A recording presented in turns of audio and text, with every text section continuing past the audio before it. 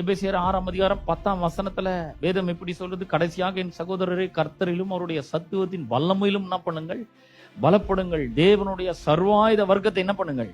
தரித்து கொள்ளுங்கள். அங்க என்னென்னலாம் சர்வாயுத வர்க்கங்கள் அப்படின்னு சொல்லப்பட்டிருக்கு. ஏன் இதெல்லாம் கொடுக்கிறாரு? ஏன்னா நீங்கள் தீங்கு நாளிலே அவைகளை எதிர்க்கவும் சகலத்தையும் செய்து முடித்தவர்களாய் நிற்கவும் தேவனுடைய சர்வாயுத வர்க்கத்தை எடுத்துக்கொள்ளுங்கள் அப்படிங்கிறாரு. அவர் எல்லாவற்றையும் நமக்கு கொடுத்திருக்கிறார்.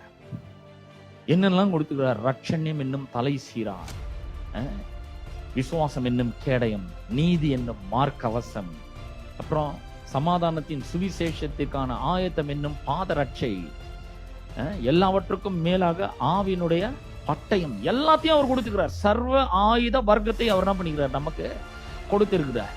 அது மூலமா அவர் என்ன சொல்றாருன்னா, I will be your protector.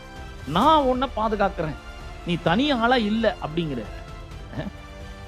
நீ வெறும் சாதாரணமான ஒரு கிறிஸ்துவ விசுவாசின்னு சொல்றாத, உனக்கு பின்னாடி நான் இருக்கேன் அப்படிங்கிறார். யாரு? உலகத்தையே படைத்த தேவன் நமக்கு உதவியா இருக்கிறார்.